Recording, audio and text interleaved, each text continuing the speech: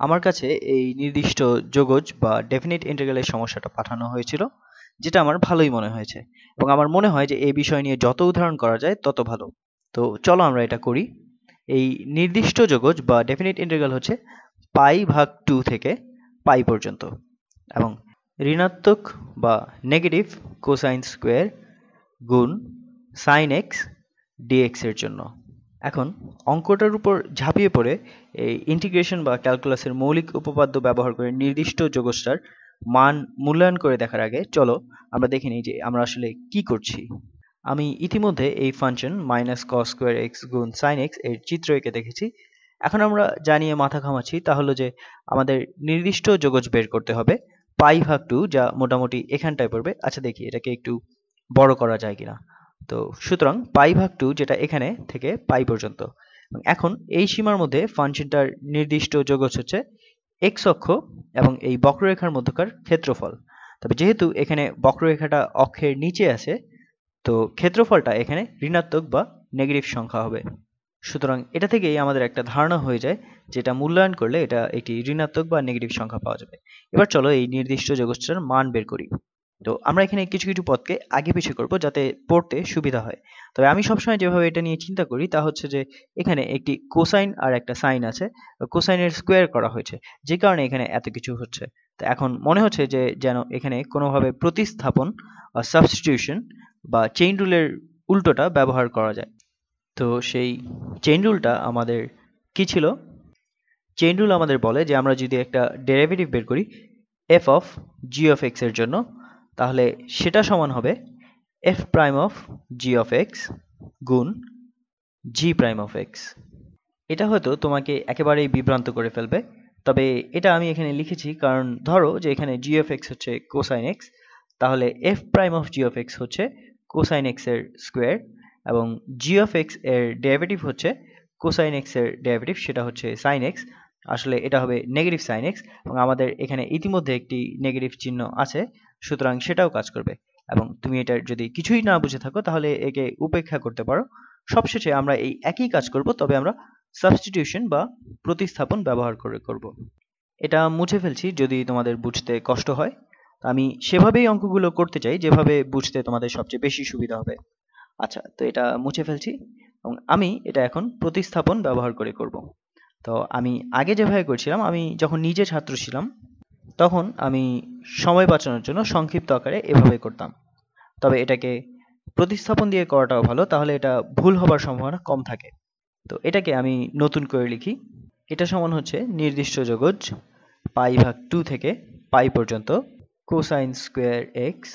আচ্ছা, এটাকে আমি কোসাইন এক্স পুরোটা স্কোয়ার লিখি, একই জিনিস তাই না?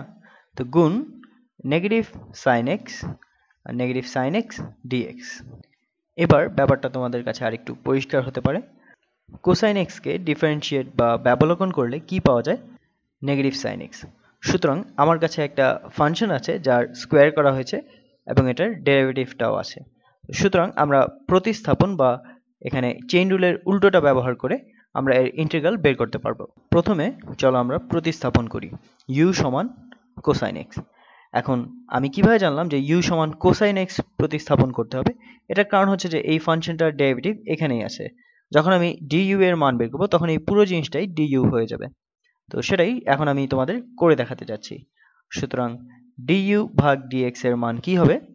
du ভাগ dx সমান হচ্ছে মাইনাস সাইন এক্স। তো আশা করি তোমরা ইতিমধ্যে এটা শিখে ফেলেছো।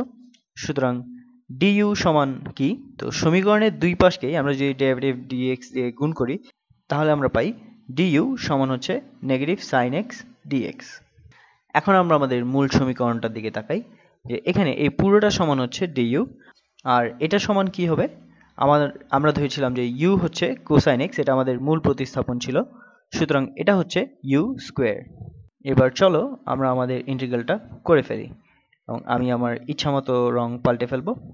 এখন খুবই গুরুত্বপূর্ণ একটা কথা, আমরা যদি এখানে প্রতিস্থাপন ব্যবহার করি তাহলে আমাদের এই সীমাগুলিকেও প্রতিস্থাপন করতে হবে।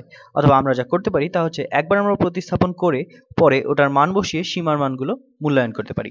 তবে চলো আমরা প্রথমটাই করি। তো এখানে যদি x এর মান পাই π/2 থেকে পাই পর্যন্ত, তাহলে আমাদের u এর মান কোথা থেকে কোথায় যাচ্ছে? তাহলে x এর মান যদি হয় পাই ভাগ 2, তাহলে u এর মান হবে কোসাইন পাই ভাগ 2, তাই না? কারণ u সমান হচ্ছে কোসাইন x। আবার যখন x এর মান পাই তখন u এর মান হচ্ছে কোসাইন পাই। তো এবার হচ্ছে মজার অংশটা, কোসাইন x স্কোয়ার এটা হচ্ছে u স্কোয়ার, আর আমার নেগেটিভ সাইন x dx এটা হচ্ছে আমার du। তো সেখানে বসাচ্ছি du। সুতরাং এটা সমান হবে, এটাকে আসলে আরো সহজ করে লেখা যায় যে ইন্টিগ্রেশন কোসাইন পাই হচ্ছে -1, তো এখানে হবে -1, আর কোসাইন পাই ভাগ 2 হচ্ছে 0। তো আমাদের ইন্টিগ্রেশন হচ্ছে u সমান 0 থেকে u সমান -1 পর্যন্ত u স্কোয়ার du এর জন্য। এটা দেখতে অনেক সহজ মনে হচ্ছে, তো এটা আমি সরাসরি করে ফেলবো। তো u স্কোয়ার এর ইন্টিগ্রাল কি? এটা খুবই সহজ। u স্কোয়ার এর ইন্টিগ্রাল হচ্ছে u পাওয়ার 3 ভাগ 3। তুমি এটার ডেরিভেটিভ নিলেই এটা পাবে। আমি শুধু এখানে পাওয়ারটাকে 1 বাড়িয়েছি আর তারপরে সেই সংখ্যা দিয়ে এই পুরোটাকে ভাগ করেছি। তারপর এটার মান বের করব u সমান -1 এর জন্য, এবং সেটা থেকে আমরা বিয়োগ করব u সমান 0 কে মূল্যায়ন করে। তাহলে এটা হবে -1 পাওয়ার 3 ভাগ 3 বিয়োগ 0 ভাগ 3, এবং এটা সমান -1 ভাগ 3। তো এটাই হলো আমাদের উত্তর। এখন আমাদের মূল চিত্র থেকে যদি আমরা ক্ষেত্রফলটা দেখি, আমরা এইমাত্র যা বের করলাম তা হচ্ছে এখান থেকে এখানের মাঝে এই বক্ররেখার ক্ষেত্রফল হচ্ছে -1 ভাগ 3।